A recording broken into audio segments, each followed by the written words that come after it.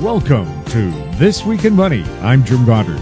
Today, CIBC Wood Gundy's Ross Clark will tell us if the markets are setting up for a Hindenburg effect. PI Financial Senior Vice President Victor Adair gives us his opinion on how to trade, whether the Dow will hit new highs or start a serious plunge, and where the U.S. and Canadian dollars are headed. Inside Track President Eric Hadik tells us there's an eerie 8-year cycle of violence in the U.S., where we are in that cycle, and how that might affect the markets. Plus, right after the show, we'll have company showcase updates with Aven Resources President Jim Pettit and Glance Technologies COO Penny Green. We'll talk to Ross Clark right after this. Glance Technologies owns and operates Glance Pay, a disruptive mobile payment technology now live in 16 cities in Canada and about to launch in the US. With revenues up 664% in the last quarter, Glance Technologies has the potential to be a worldwide leader in an industry projected to grow to $1.3 trillion in 3 years. Glance Technologies stock symbols are GLNFF in the US and GET in Canada. Find out more at glancepay.com. Welcome to This Week in Money, the source for market opinions. Here is Jim Goddard. My guest is Ross Clark. He's an investment advisor at CIBC Wood Gundy in Vancouver. Welcome back to the show, Ross. Nice to be with you, Jim. Is that thundering noise overhead a Zeppelin named the Hindenburg, and is it about to crash? Well, the Hindenburg has been with us for a while, and the Hindenburg has classically been in place prior to crashes, but it's also been in place many times when we didn't. So what's a Hindenburg? Hindenburg is one of these technical definitions that is used to describe a point where the you have a preponderance of stocks making new highs and other ones making new lows at the same time, so you're getting a big divergence in the market. We saw this at the end of May. Then got confirmation with a second signal in June. And then here at the beginning of August, we've got another one. And, if we look back, the market really topped in late May as far as the U.S. market's concerned. Even though it went on to make higher highs in June and July, that was merely a reflection of the weakness that we were seeing in the U.S. dollar. Dollar index dropped from about 97 down to 92 during that 2-month stretch. And so because of that, any U.S. priced items ended up moving up in value relative to U.S. dollars, but effectively just holding their own. So here we came to the end of July, the dollar down around 92 and change, and really starting to get oversold and becoming a very, very crowded trade. You take a look at the open interest as far as the commercials and the non-commercial positions were concerned, and you were sitting out around record highs for these positions. So with the big oversold, we started to see a reaction back right around the 3rd of August as far as the currency was concerned. And wouldn't you know, 2 days later, the stock markets just managed to make one final high, and then they start to slide off. So as the dollar has no longer provided the support for the equity market, that's when we've seen all that euphoria pretty much dissipate as far as the Dow is concerned and some of those S&P stocks or the FANGs that were holding things together. And as the dollar has stabilized in a pretty choppy range, but stabilized for the last 10 days, that's been enough to take, say, the wind out of the equity market. Then you have some political moves that happen. You have also a situation with Korea. And, it's enough to cause this equity market to have a pretty hard correction. Do people really base their trades on what's happening in the news, or should they pay more attention to the natural cycles that occur? Well, the news gives you the day-to-day price action or intraday action as it would be these days. And then there's the seasonality, there's the cycles that you take a look at. We're coming into historically the week period from August through the end of October when you would expect to see greater vulnerability in the market. Happens most years, not all years, but most years. You've got this being the 7th year in a decade, which is another one of those items that has a bad track record. Not all these bad years are bad 7s, but I think if I look back on the numbers, it was all but about 3 in the last decade of the last century have had pretty significant corrections. So you've got anxiety out there related to cycles and to the seasonals. So you get a little bit of economic news that might be soft, or political news that causes people a bit of a disarray, and we get the volatility that we've seen this week. Now, percentage-wise, the market's down, I guess, about 3%, 2.5% off the highs right now.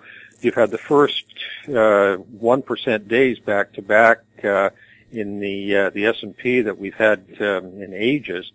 We're looking for support around the 2,400 level on the S&P. It's at 2,431. And then even better support, about 3% below that. So I think that would be maybe worst-case scenario between here and the next few weeks. The Canadian dollar, how's it going to do? Well, the Canadian had that big overbought reading with an RSI above 80 a few weeks ago. Typically, you'd get a 25 to 35% correction of the rally.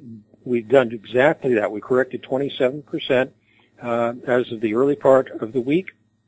Starting to see it bounce back. This is another one of those crowded trades when we look at the open interest and the commitment of traders. You've got the break that we had, that little correction of 27%. Looks as though it wasn't enough to clean out a lot of the longs. People are pretty much convinced that the dollar is going higher. The norm here after this correction would be that you would go up and take out the highs marginally by maybe a cent or two, and then probably have a deeper correction. So positive bias, I would say, for the next couple of weeks on the Canadian dollar, but don't look for a dramatic move to the upside. Ross, thanks a lot. Very welcome. My guest has been Ross Clark, investment advisor at CIBC Wood Gundy in Vancouver. Coming up, Senior Vice President of Vancouver's PI Financial, Victor Adair, on This Week in Money. Always consult your investment professional before making any investment decision. I'm Douglas Mason, President and CEO of Rainy Mountain Royalty Corp., RMO on the TSX Venture Exchange. Rainy Mountain's Brunswick property is located in the Rideout Shear Zone in Ontario. With grab samples running as high as 32 grams per ton gold, a drill program will commence this spring to test the numerous targets located by recent groundwork. For more information, visit our website, rmroyalty.com. Lotus Ventures Inc. is a BC-based medical marijuana company poised to launch into the rapidly evolving cannabis sector. Lotus is in the final review stage of the Health Canada approvals to become a licensed producer, having arranged facility financing of up to $12 million, plus building permits for its prototype indoor production facility. Shares trade under the symbol J on the Canadian Securities Exchange. Visit our website at lotusventures.ca. This Week in Money is archived online at talkdigitalnetwork.com. Welcome back to This Week in Money. I'm Jim Goddard.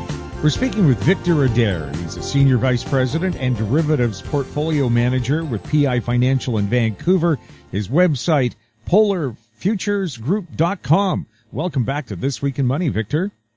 Well, thank you, Jim. Good to talk with you. Can you give us a little bit of your philosophy, first of all, from your lengthy career as a marketing manager? Well, not so much a marketing manager, but as a trader in the market. I've been trading financial markets for more than 40 years, and as I like to say, I think I'm getting the hang of it, but of course things keep changing.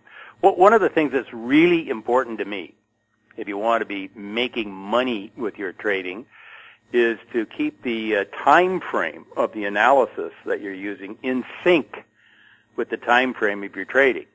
In other words, if you got a view that, that maybe, let's say, the gold market's going to be $200 higher in a year from now, and you step into the market right now and just buy it, and it drops $10 or $20 on you, and now you start to get nervous, and you say, oh, gee, maybe I better get out. That is not keeping the time frame of your analysis and the time frame of your trading in sync. It's just so important to me to do that, and what I've observed over the years is that a lot of folks will say, have a reason to get into the market. And let's stay with gold again. Somewhere, somehow, they believe that the gold market is going up. So, like, any time is a good time to buy. But then, if they buy at the wrong time and the market goes against them, they're kind of in a quandary and don't know what to do. And usually, when people don't know what to do, they decide, well, let's do nothing and just hope that things turn around and go the other way. So, here's my point. I think if you're going to be trading the market and your desire is to make money from your trading, then what you really want to do is understand that making a trade selection, you got a funny feeling something's going one way or the other way, is not nearly as important as what you do with that trade once you have it on. So you bought some gold, okay, now you got the risk of gold going down against you, or hopefully it goes up. If you haven't got a plan as to what you're going to do if this or that happens, you're going to struggle. I've had an expert tell me once, hope is not a plan. Well, it's not a good plan. And usually the thing is with hope is you just seem to, put off, you're in denial. Let's put it that way. Does the U.S. dollar look like it's in a correction or a bear market? Well, man, that's a great place to start. I mean, the U.S. dollar is so key, and I have been very bullish on the U.S. dollar on balance for the past several years. That is the U.S. dollar against virtually all other currencies. We had the U.S. dollar index make a 14-year high right at the very beginning of this year. When the market post the Trump election was kind of enthused, that Trump was going to do a lot of things, and that just seemed to add fuel to the fire and took the U.S. dollar to a 14-year high. Since then, it's fallen off about 10%. Euro currency's gone up, Canadian dollar's higher, gold market is higher. So what do we think here now? I'm still inclined to think that the U.S. dollar can go higher, but as a trader, I'm going to be from Missouri. I got to say I need to see the right kind of price action in the market before I'm a buyer. At the moment, I have no position. Could the U.S. dollar and gold move higher at the same time? Oh, absolutely. Historically, we see gold, when it's priced in U.S. dollars, moves opposite the U.S. dollar. If the U.S. dollar is strong, then gold is weak and vice versa.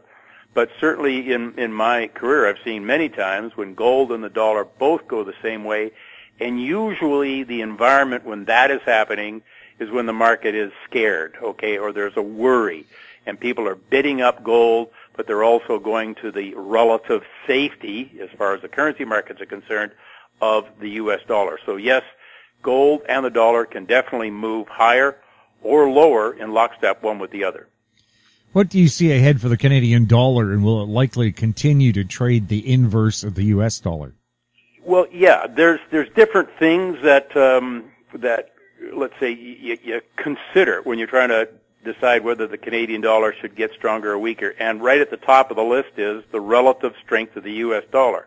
If the U.S. dollar is going up against all other currencies, that's at least a headwind against the Canadian dollar and probably pushes the Canadian dollar lower. One of the other considerations is the relative interest rates between Canada and America. If, for instance, everything else being equal, you could get an extra 2% a year by having your money invested in Canada or in the United States, you'd probably do that, and it causes the foreign exchange market to adjust accordingly. And certainly also with Canadian dollar, over time, it's very highly correlated to big swings in the commodities market. So, and particularly, say, crude oil. So, and I've done this in the past, where you put a chart up on the wall, two charts. One's the Canadian dollar, one is a broad basket of commodities. You step back 20 feet and tell me, can you see any difference between the two of them? That is a very important driver for the Canadian dollar. Right now, we've seen Canada make a low last year, came back up to about 80 cents. It's had a low earlier this year, but above last year's low, came back up to about 80 cents. At the very moment on Canada, I'm neutral. I've done well being on the short side of Canada for the past several years. But again, right now, I'm going to need to have price action tell me what to do, and I'm a side of Canadian dollars. What other currencies are you following? Oh boy, I look at a lot of currencies. Certainly you have to look at the euro. You look at the euro relative to the Japanese yen, for instance. There's a trade. I mean, if the world gets afraid, the financial markets get afraid, you probably see the Japanese yen accelerate against the euro. I follow some of the Swiss francs, certainly look at the British pound. And you look at a number of the developing world currencies. I'm going to say developing world. I would look at them, and I would also look at other commodity currencies, the Australian dollar, the New Zealand dollar, and not only just the price action on those currencies, but we try to look at the sentiment or the positioning in the markets. For instance, we've seen the Canadian dollar here back in May of this year, a massive short position in Canadian dollars. And as Canada started to rally off of its lows in May, in lockstep with crude oil, by the way, it was just a great trading opportunity because you figure that a lot of people who are short the Canadian dollar are going to have to throw in the towel as Canada rises. So we actually traded Canada from the long side there for a couple of months in June and July. The Dow, some people are predicting it's going to go to 40,000. Others saying it's going to crash in the second half. What do you see ahead for the Dow? I mean, that 40,000 number, I think that's a Martin Armstrong number, and there may be other folks out there that are saying the same thing, although I think Marty's probably by himself on that call. And I've known and paid attention to Martin Armstrong for 25 years. A very, very interesting guy. He's taught me some really useful ways to look at the market. Here's another thing. I mean, what are we? We're better than a triple on the Dow from the lows we made in the spring of 2009. I've said to my son sometimes when we're talking about markets, I say, you just can't beat the stock market with a stick. It's amazing the strength in it, and of course, there's folks that are going to tell you, and I understand them, that the market is goofy, overvalued, and all that sort of thing. But when you overlay the chart of, say, the S&P 500 with the amount of, call it, money that's been printed, the growth of the Fed's balance sheet or the other central banks around the world, they've created trillions of dollars. Well, has to go somewhere, and it seems like it's gone to the stock market. Just in the very short term here, the past couple of weeks, it certainly feels like there's some toppy action in the stock market, what with the, let's call it the uncertainty, I'm being polite, that's going on in Washington, and then geopolitical risk with North Korea and this, that, and the other thing.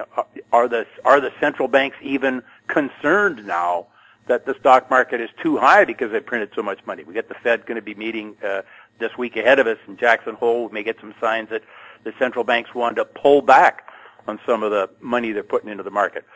So with the stock market, really, it's been a very buoyant market. It's gone up a long way. I would say, if anything, we're probably going to have a much more volatile fall than the rather complacent summer that we've had. We'll have more with Victor Adair next on This Week in Money.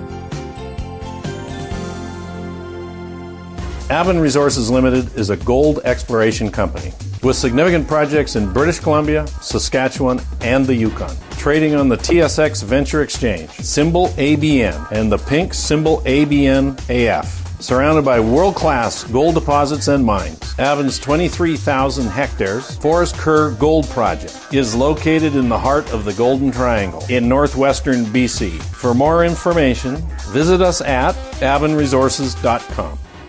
I'm Larry Ray, President and CEO of American Manganese, Inc., listed on the TSX Venture, ticker symbol AMY, A-M-Y, with proprietary patents in the U.S., China, and South Africa. Our focus is on recycling lithium-ion batteries for electric vehicles. China recently legislated the responsibility for recycling onto their electric vehicle manufacturers and importers. For more information, please visit AmericanManganeseInc.com or phone me, Larry Ray, at 778-574-4444. This Week in Money is archived online at talkdigitalnetwork.com. Welcome back to This Week in Money. I'm Jim Goddard. We're speaking with Victor Adair. He's a Senior Vice President at PI Financial in Vancouver. Victor, is the TSX, it's a hard word to say, isn't it? It's a good tongue twister. Is the TSX in Canada likely to follow the Dow Index? You know, in a broad way, it does, yes, but, you know, it's kind of like saying in the long term we'll all be dead. In the past few months, while the S&P or the Dow have been going higher, making new all-time highs, the past few months the Toronto market has been sliding down a little bit. Toronto market obviously is going to be a little more tied to the commodity sector, the resource sector. Yeah, I mean, if the Dow Jones was to go to 40,000, for instance, if we use that number, I think you'd see the Toronto market go a lot higher. But just in the recent past, the past few months, they've been on a divergent path, and so sometimes they move pretty much the same, sometimes they go in opposite directions. How are the global stock markets behaving?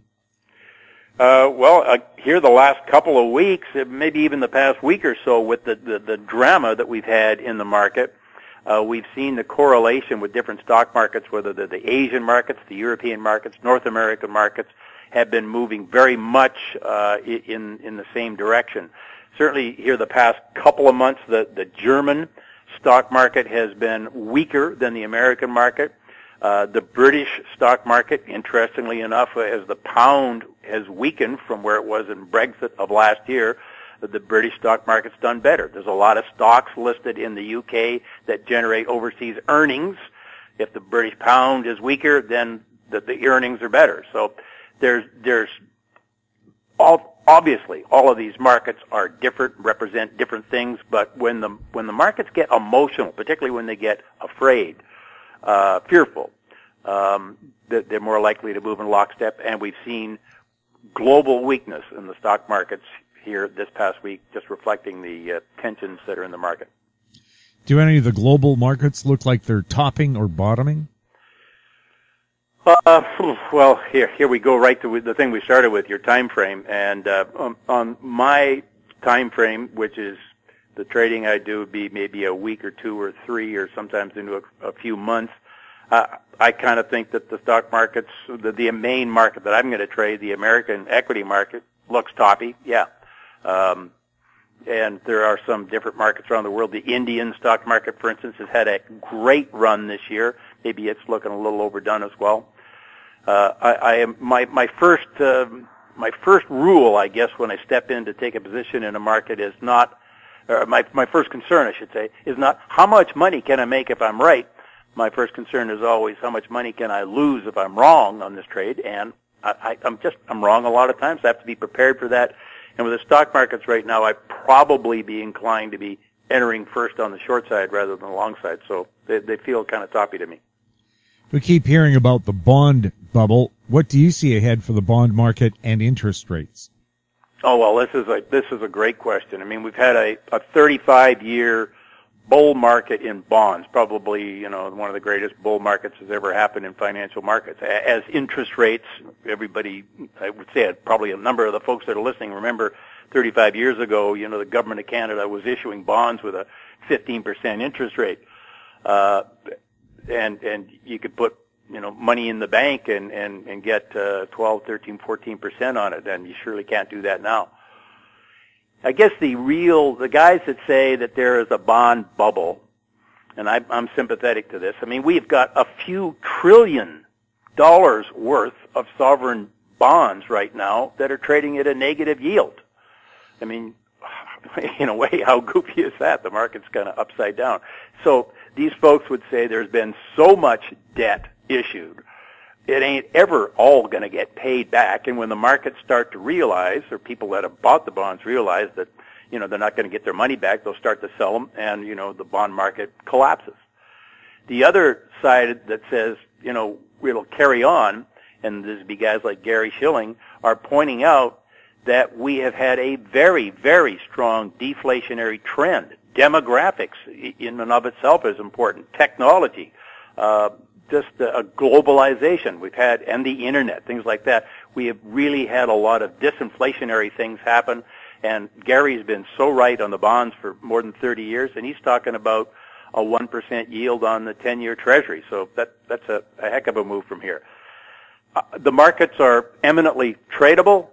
We've had a decline in interest rates the past couple of months. What do I think about the bond bubble?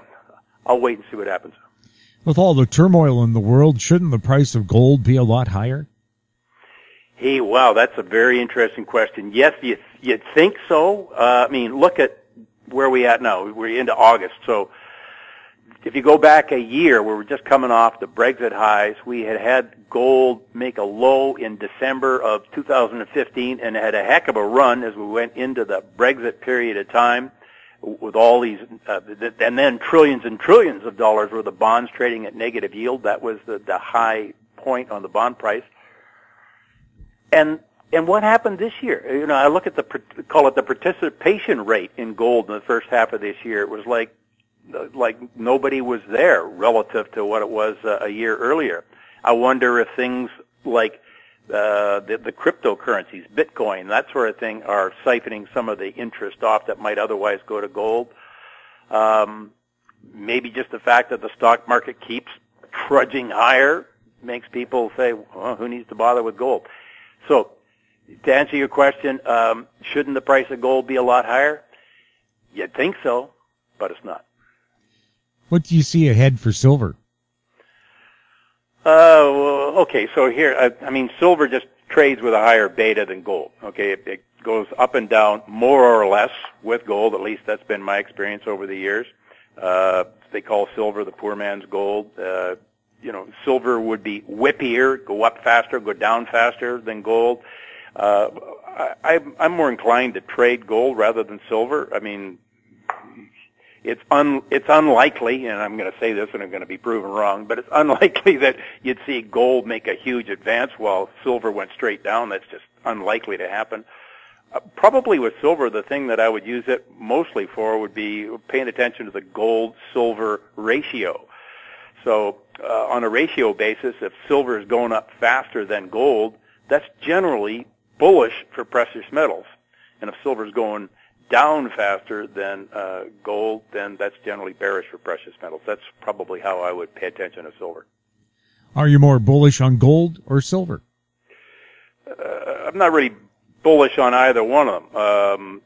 Again, I'm just going to trade them. And as I just said, I would rather take a position in the gold market than in the silver market if I had to make a choice. But if I saw something shaping up in silver, I'd do that, take a position there. Do you think the gold and silver markets are nearing the end of a long-term bull market, or have they recently started a new bull market? Okay, well, then we have to define what long-term means. We made a high back in 2012. We made a low in 2015 as the markets came off of those highs. Then the low that we made in 2015, December 15, I think was about a 6-year low. I mean, if I had to put a trade on in the gold market and not be able to touch it for 2 or 3 years, I'd definitely be a buyer. I think there's all kinds of reasons to be long gold. Is the gold-silver ratio a good indicator of where the precious metals are heading? Yeah, as I just mentioned, that's how I would typically use silver in terms of paying attention to the markets. If silver is going up faster, the gold-silver ratio is going up faster than gold, that's almost always happens at a time when the precious metal market is in a bull phase. In 2011, gold and silver topped 4 months apart. When the bull market finally ends, should gold and silver top together? Yeah, well, I don't know. That's a difficult, that's a really hypothetical question. I mean, if as I just said, if I had to put a trade on and couldn't touch it for the next 2 years in the gold market, I'd be a buyer. I think you could sort of say the same thing about silver. Now, here's the thing. I don't have to put on a trade and not touch it for the next 2 years. I'm not interested in doing things like that. But if we had a strong bull market in gold and silver, you'd probably see silver going up faster than gold. Have the fundamentals for the crude oil market changed, and how could this affect the price short and long term? I pay a lot of attention to my friend Joseph Schachter over in Calgary, who's an oil analyst and has been for 40 odd years or so. And I know I've done very well being on the short side of gold, of crude oil, on and off over the last couple of years. At these current prices, let's say, between 47 and $50 a barrel on WTI. I know Joseph is anticipating that as we go into the fall of this year, that prices would drop down to near the $40 level and perhaps lower if there's other concerns in the financial markets. And this is all about global supply, demand, and inventories. And there's a lot of fluctuation day to day, week to week in the price of crude oil. But certainly here we are, let's call it the high $40. 3 years ago we were, at $110. And that reflects changes in technology, changes on the demand side, and that sort of thing. So I think the major news on crude oil is we're still, the producers who need the revenue, are pumping out production. And demand isn't really ripping to the upside at all. So with all that inventory build, there's been pressure on prices. Joseph thinks we make an important low in the fourth quarter of this year, first quarter of next year, and that he thinks would set up what he calls a table-pounding buy. So if you want to buy some cheap oil stocks, this would be his view, and I'd agree, wait, and you'll probably be able to get them at a better price. Here in Vancouver, gasoline prices remain high. It's as if crude was still over $100 a barrel. Is there any connection between the price of gasoline and the price of crude? That's a great question. You'd think so. I mean, they make gasoline out of crude oil. I think that a lot of that obviously has to be taxes. Governments all over the world get elected by promising to spend money, and they need it, so taxes keep going up, and it's a great captive market for taxes. Everybody needs to buy gasoline. Yeah, I think we've seen and there's other functions in there, but you're right. Here we are with crude oil down by half, and certainly gasoline is not down by half. And when you look at the profit margins of the refiners, you'd think, well, that's not accounting for it. So my default answer is going to be it's a function of taxes more than anything. Yes, because I noticed when crude hit nearly $150 a barrel, the price of gasoline in Vancouver was $1.50 a liter. So I thought using that as a ratio, right now we should be paying about 48 cents a liter, but we're paying $1.32. Yeah, and there's supply and demand. The lowest prices I ever saw gasoline in Vancouver recently was about 37 cents, and I'm trying to remember when that was. Maybe it was the late 90s, and that was because we got a flood of gasoline from some refiners down in the Bellingham area that dumped some gasoline in the Vancouver market. And I remember seeing that sign, 37 cents, up on the gas station, and I thought, we'll never see that again. Yes, I remember paying that amount. You're right, in the 90s, and that's exactly how much it cost to fuel up my car in 1979 in Winnipeg. There you go. Are you watching any other commodity markets? Here's one. I mean, you kind of have to have on your radar screen. My old friend Jimmy Rogers, and I say an old friend, I'd interviewed him a number of times. He used to say, how can you possibly trade corn in Chicago if you don't know what the price of iron ore is in Beijing? Well, I'll tell you what, the food markets, the grains and some of the softs, as we call them, coffee, cocoa, sugar, that sort of thing, are really in a bear market. And that historically here, they appear to be really cheap. I'm watching them, and then I'll use an axiom from my old friend Dennis Gartman, and that is, when a market is going down, you have no idea how far down is. So, you don't buy a market just because it's cheap. You buy a market because you have good reason to think it's going to be going up. Victor, how can people find out more about Polar Futures Group? Well, Well, our website, polarfuturesgroup.com, there's information there. We write usually some weekly comments about what we see in the markets and what we're doing, and there's other information there about what services we provide. And Polar Futures Group is myself and my son, Drew Zimmerman, who also works for PI Financial, and he's in the downtown Vancouver office. Victor, thank you so much for being on This Week in Money. Well, it's been a pleasure, Jim. Thank you. My guest has been Victor Adair. He's a senior vice president at PI Financial. He's based in Vancouver. Coming up, Inside Track President Eric Hadik next on This Week in Money. Arctic Star Exploration, operated by a team of proven mine finders, is focused on diamonds in Finland and the Northwest Territories of Canada. A work program is planned for our Finland property that contains diamond-bearing kimberlite. Arctic Star trades on the TSX Venture Exchange, symbol ADD, and the Frankfurt Exchange, symbol 82A1. Please visit our website at arcticstar.ca or call us at 604-689-1799.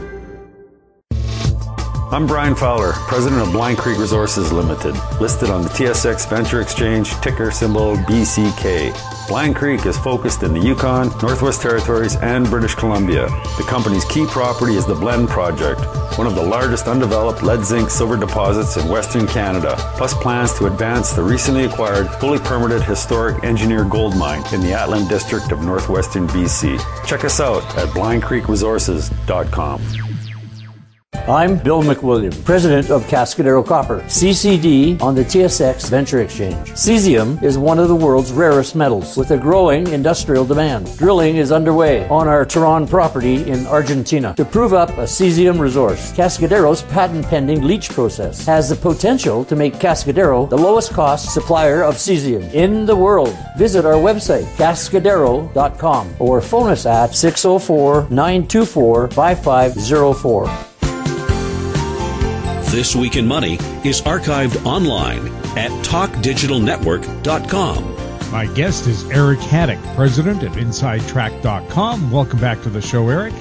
Oh, thanks for having me back, Jim. Eric, how would you read the big bounces we saw in the U.S. equity markets over the past week?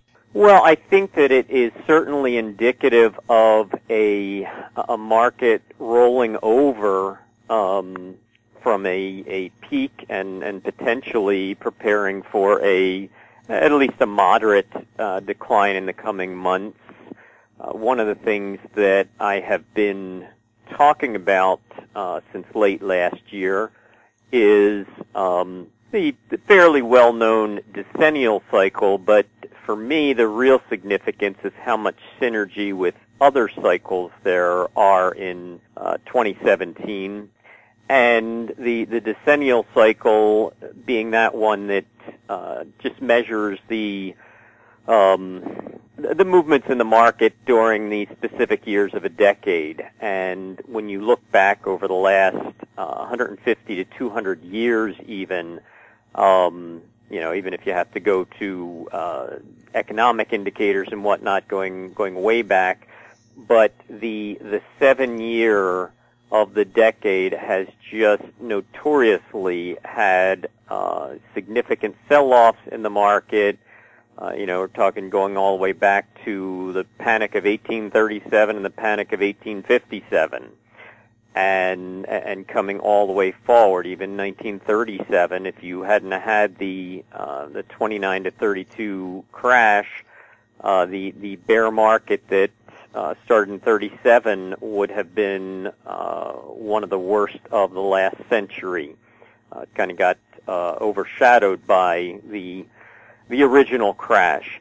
But even moving forward, you just see these sharp sell-offs during the 7-year consistently coming all the way up to more modern history. 1987, the crash. 1997, you had the Asian financial crisis and a pretty serious sell-off. 2007, you pretty much had more of a precursor sell-off that was a little bit of a harbinger of what was to follow in the year and a half after that, and that bringing us up to 2017. But what I really did was kind of hone that analysis and look at the time frame within the year that was consistently the bearish phase, and in all of those, in the last 16 decades, when you looked at that 7-year, even the 7 and 8 year combined, since many of the sell-offs extended into the 8 year, but very consistently, the period from late July into November was when the majority of those declines took hold.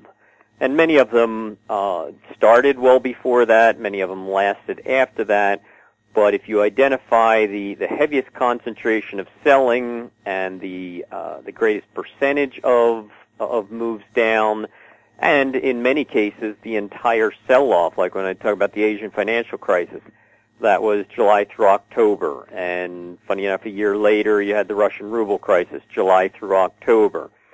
And you just consistently in that period from about late July through November is when you had the majority of the sell-offs. And I even took that one step farther, and the initial danger period, as I called it, the decennial danger period, the initial period was from late July into early September, and then you'd get another one shortly after that, then stretching into October, November.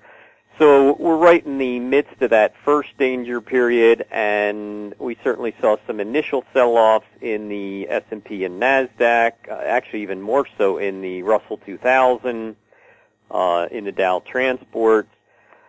So there are certainly some corroborating signals.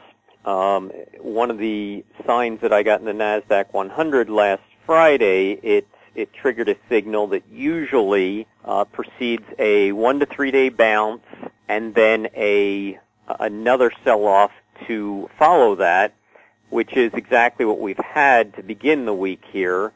You've gotten a little bit of a bounce in all the indices, and so I'm watching the coming days to see if there is a bona fide signal of another reversal back down, and if so, it could really usher in that more dangerous period, more vulnerable period, where you could see an accelerated sell-off at least for a couple weeks. Now, is this sell-off going to be a big bump and get people panicked, or will it be a minor correction?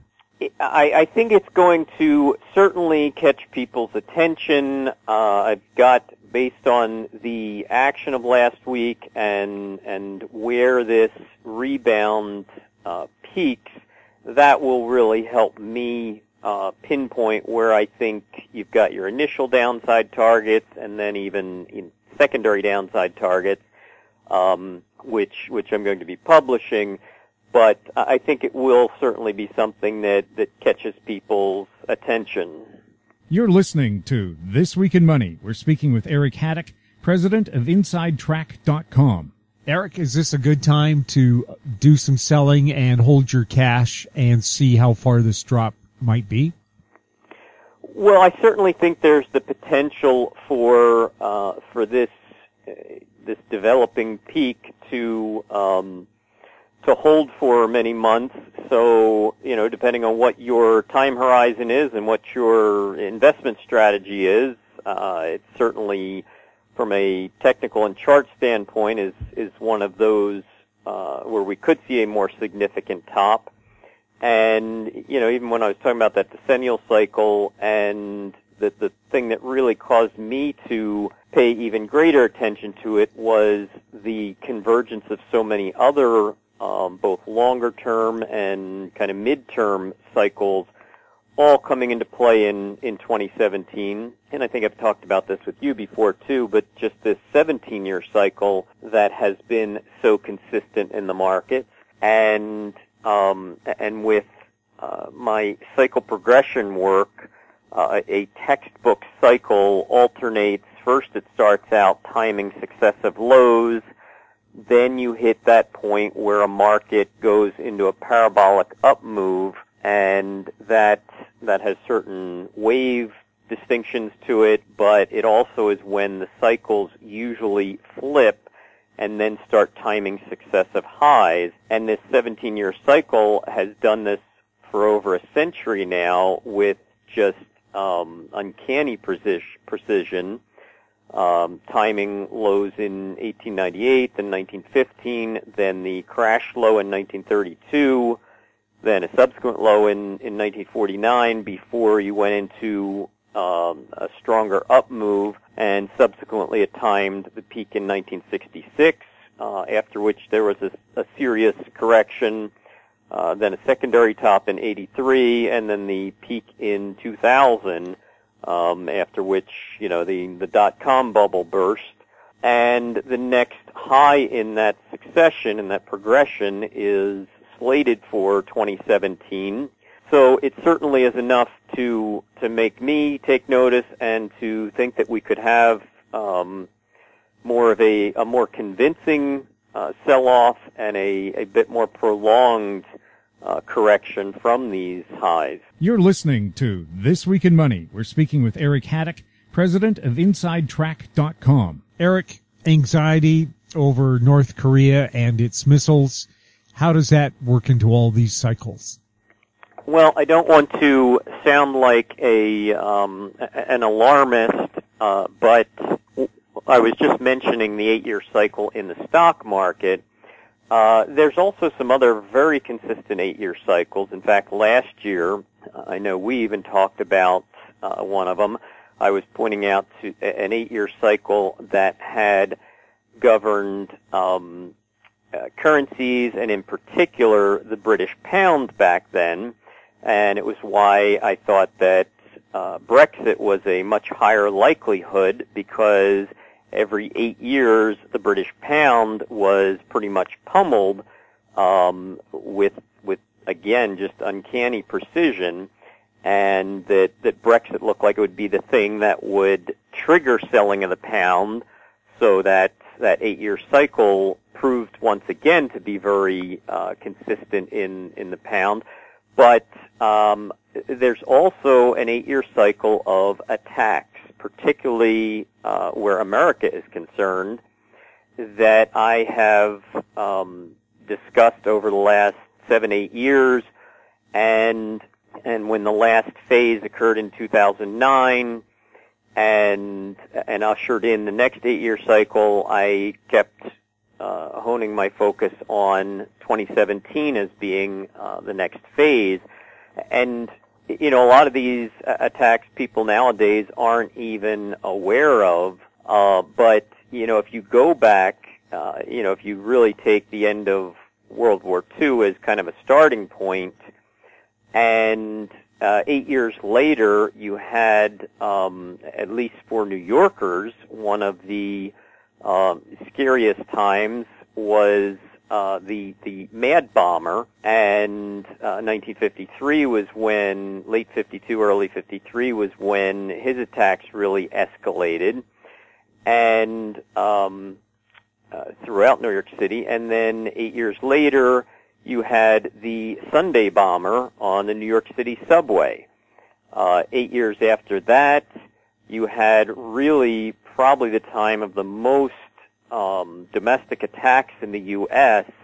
According to Wikipedia, there were, between January of 69 and October of 1970, you had 370 bombings, many New York-based attacks. And another statistic they gave, and many of those attacks were on the Department of Commerce, the Federal Building, Manhattan Criminal Court, and the year of 1969 witnessed the bulk of 8,200 either bombings, attempted bombings, or bomb threats in the U.S. So, it fit right in with that 8-year cycle of attacks. And 8 years after that, you had the Hanafi siege in Washington, D.C., where Muslim gunmen took hostages and seized 3 buildings. Ended up killing a journalist. And 8 years later, kind of the tactics shift a little bit, and the attacks were against Americans overseas. And anyone that recalls the attacks at the Rome and Vienna airports and targets in Germany, and and a naval diver in Lebanon. And so you just had this cycle of attacks continuing, but 8 years later it came right back home, and 1993 was the truck bomb attack on the World Trade Center. And it actually ushered in an 8-year period of many truck and boat type bombs aimed at American targets, both in the U.S. and abroad. You think about the embassies in Africa and the naval vessel in Yemen. But at the culmination of that 8-year cycle was 2001, and we're pretty familiar with what happened in 2001.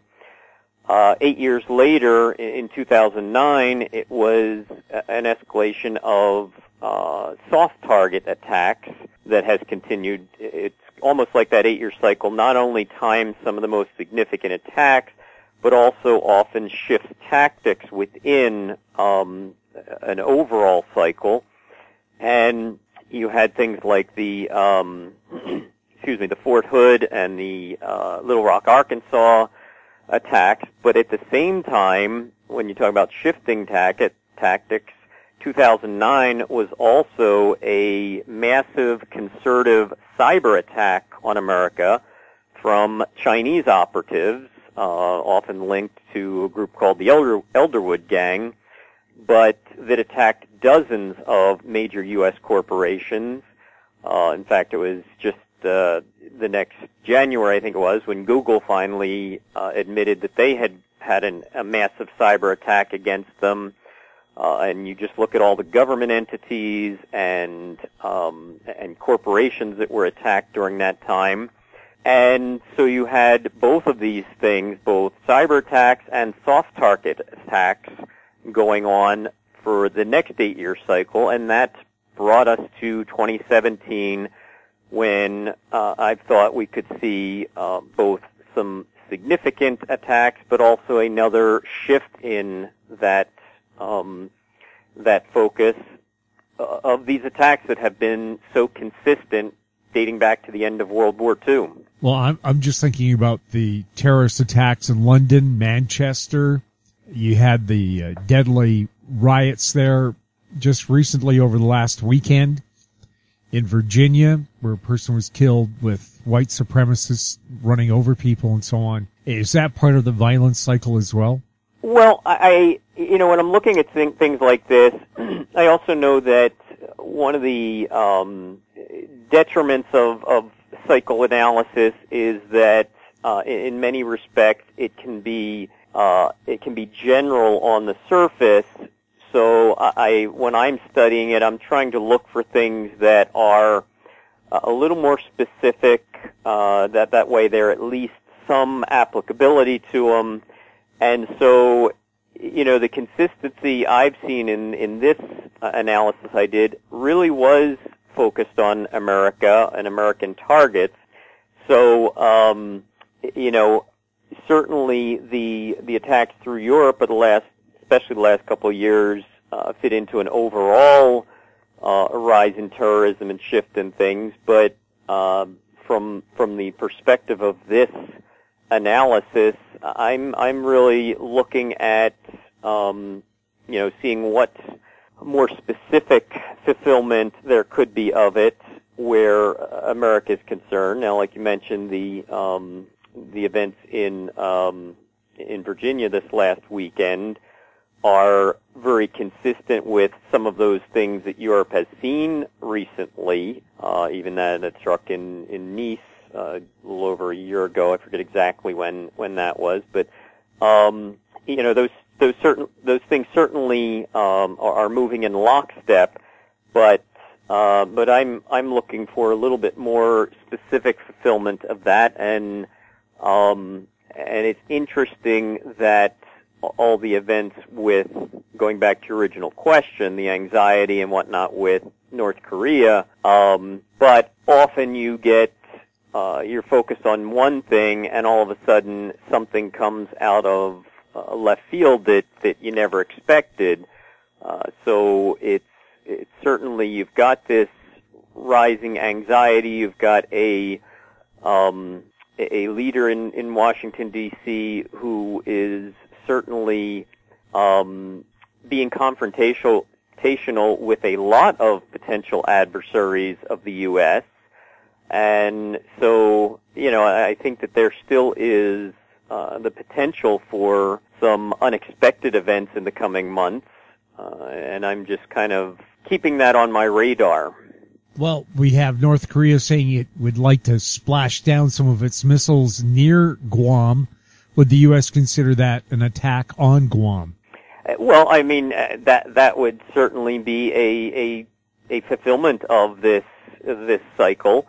But I'm not, again, I recognize the restrictions or the constraints of cycle analysis, and so I'm just kind of, it's very intriguing to me that these things are coming to, maybe not to fruition yet, we'll see if they come to fruition, but are certainly building up a head of steam at the same time that these very consistent cycles are coming into play.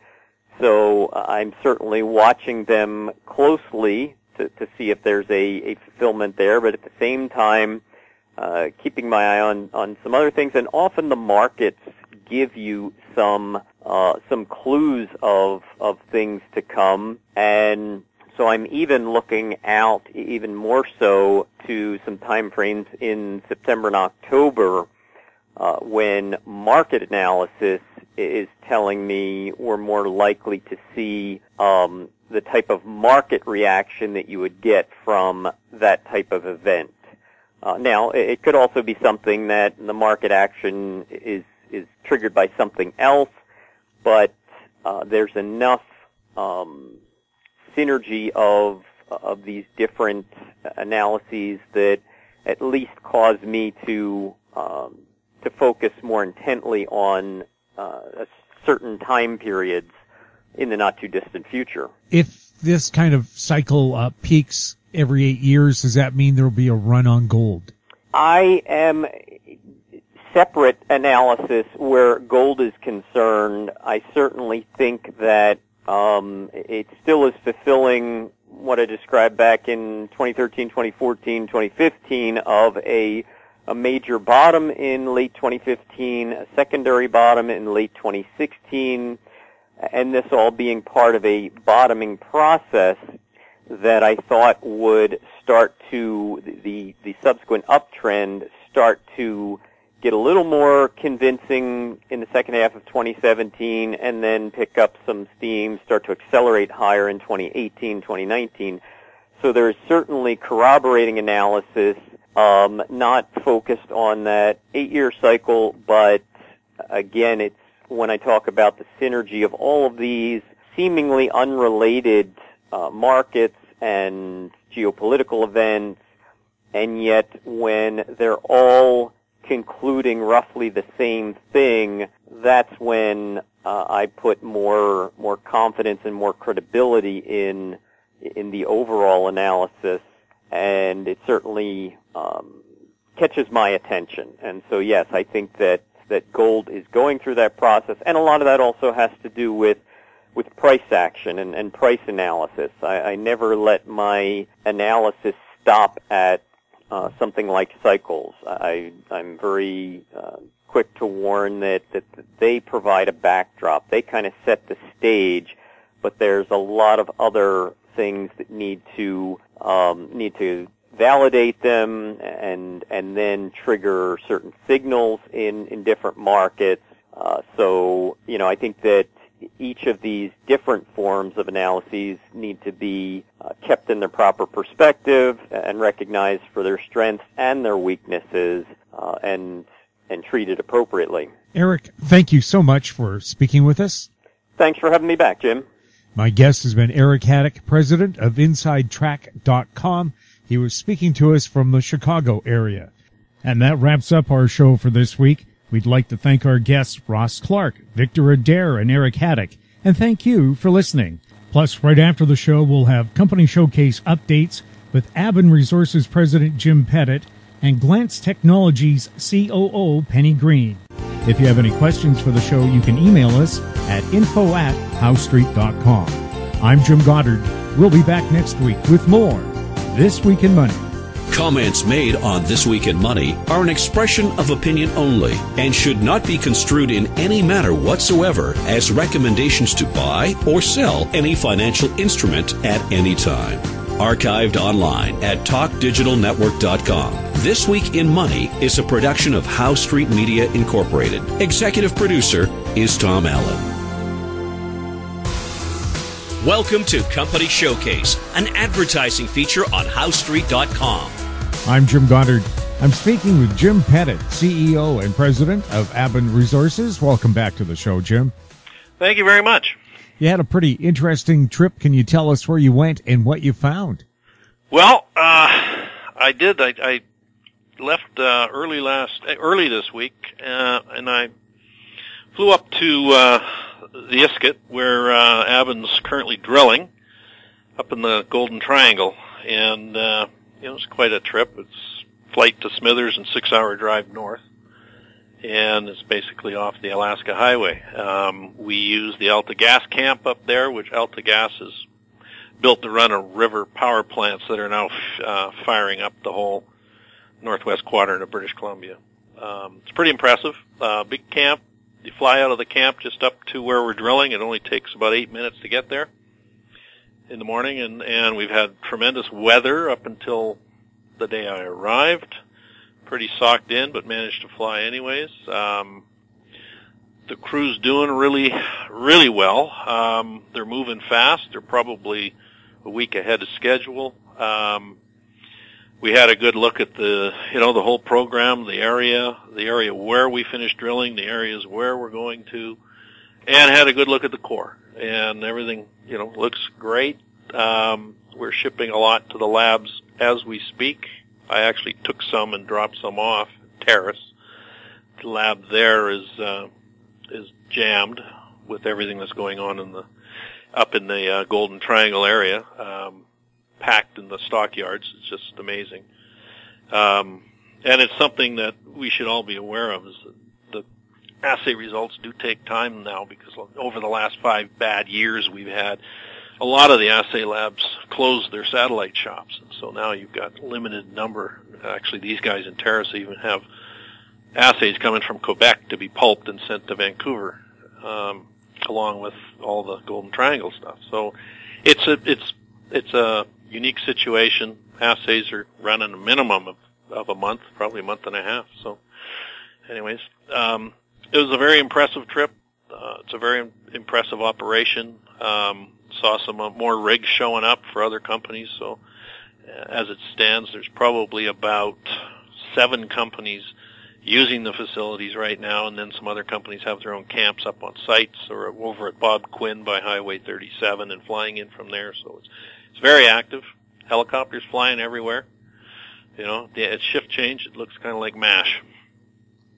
Now, people are worried about forest fires, but that's not really in an area affected by the fires in BC. Oh, we're well north. I think the closest there would be, where did I see it this morning on the news?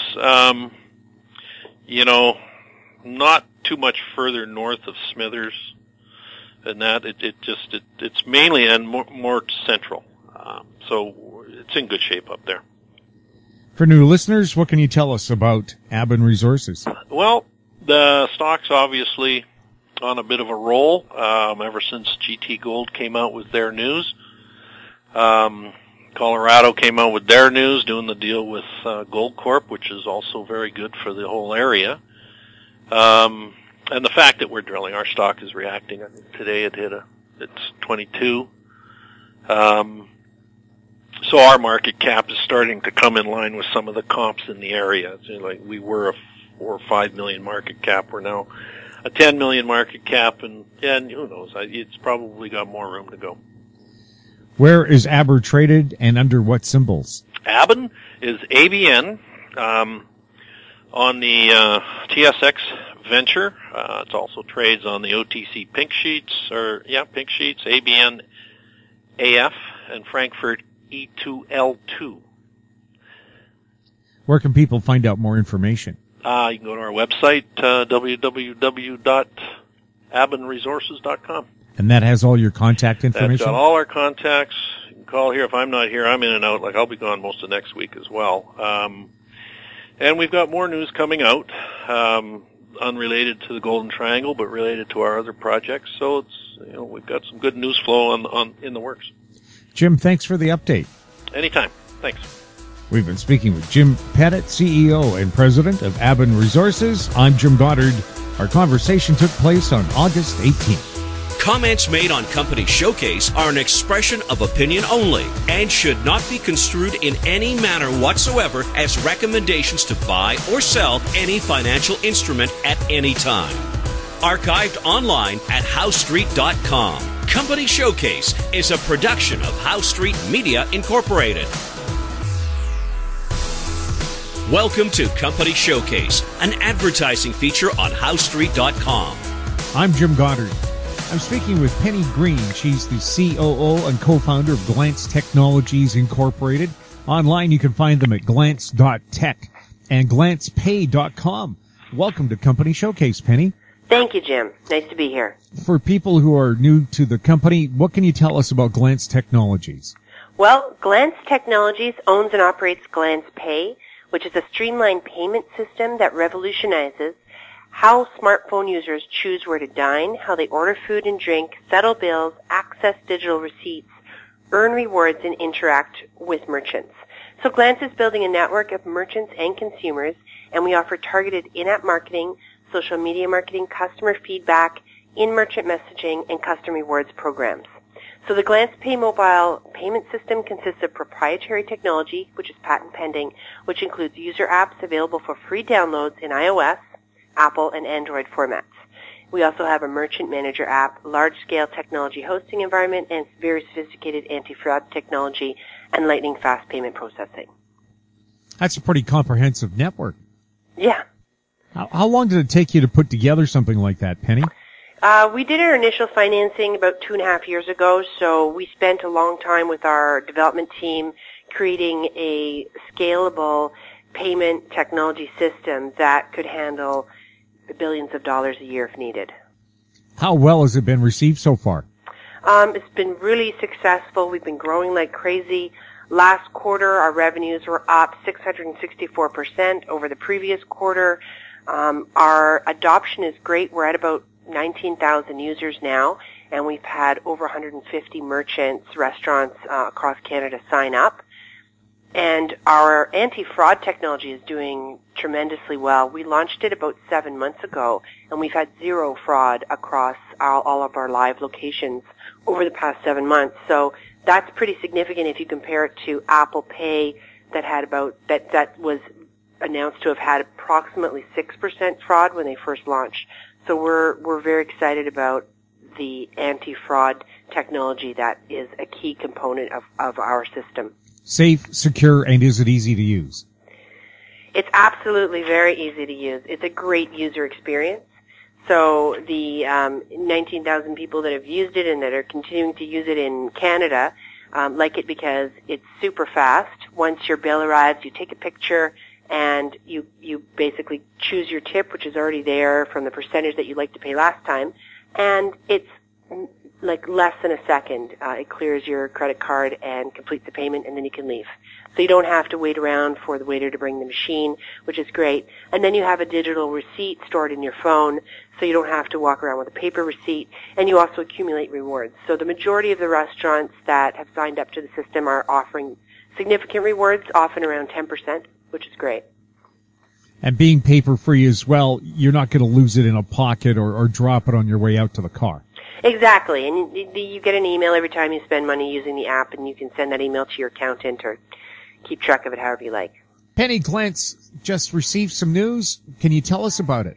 Yes, Glance Technologies has recently announced a very exciting new feature, which is the Glance Pay Anywhere, which allows users to initiate and send payments to merchants from anywhere. So this now positions Glance Pay to be able to provide payment services similar to the ones that are exploding in China. So according to a recent report, users in China sent $1.7 trillion in total payments through Alibaba's Alipay service last year, up from only $70 billion in 2012.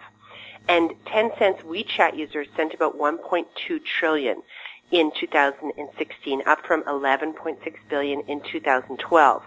So you can see that this industry is growing so big, and now Glance has announced that it's starting to create features in its mobile payment system that mirror the features that are offered in Alipay and WeChat, and so we're very excited about that. In China, users of Alipay and WeChat generally indicate which merchant they want to pay and then how much they would like to pay to the merchant. The merchant then receives the payment confirmation, usually via their mobile phone. Merchants can also request payment after a user has given the merchant their unique payment ID. This new Glance Pay version means that users will similarly allow either consumers or merchants to initiate a payment, but our system uses micro-location sensing technologies and image recognition instead of QR codes, making the process that much easier. So we're very excited that we have a technology that works very well and is starting to offer some of the things that the Alipay and the WeChat services in China that are so enormously successful are offering. How easy is it to use the Glance system? It's very, very simple. Basically, if you know how to use a camera, then you know how to take a picture of your bill, and the rest is super simple. When you load up the app, it's very similar to Uber. You put in some basic information, take a picture of your credit card, and then that's stored, and then after that, you just make your payments by pressing a few buttons. So it's very easy to use, very convenient. And nobody goes anywhere without their cell phone camera these days. Exactly. This is where it's going.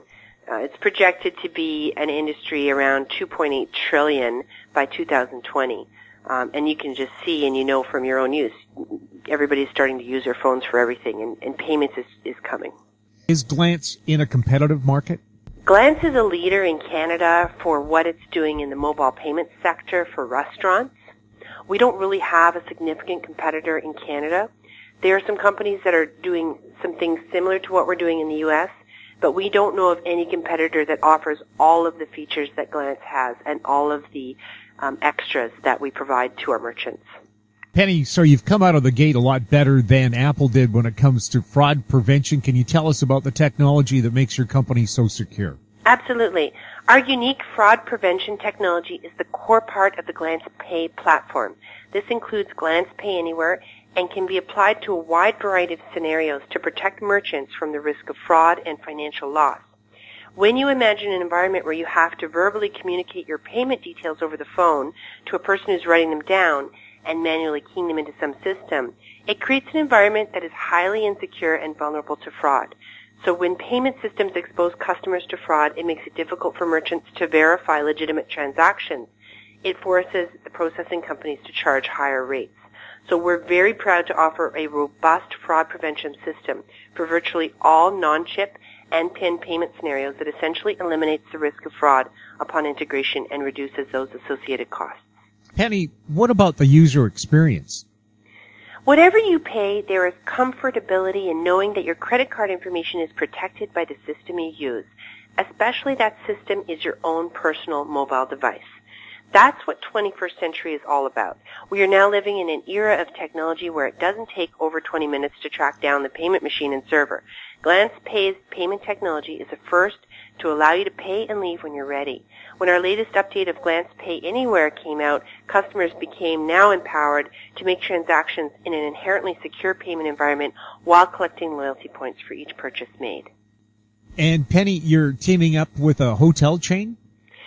We have entered into an agreement with the Best Western Plus Sands, which is in Vancouver, and we're excited to integrate our newest payment feature for hotel guests that want to use Glance Pay to order their room service.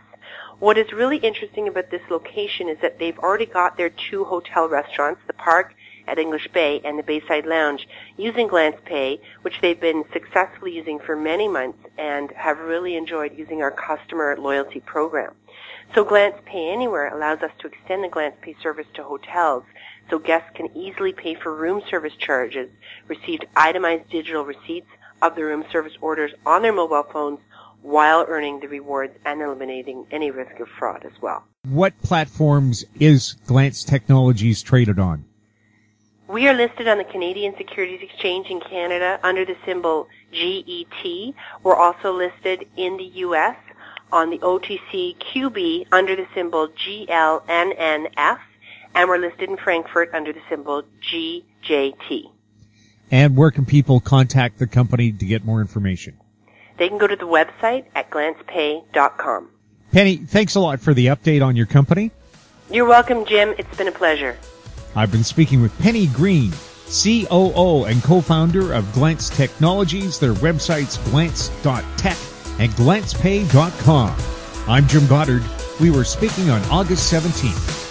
Comments made on Company Showcase are an expression of opinion only and should not be construed in any manner whatsoever as recommendations to buy or sell any financial instrument at any time. Archived online at howstreet.com. Company Showcase is a production of How Street Media Incorporated.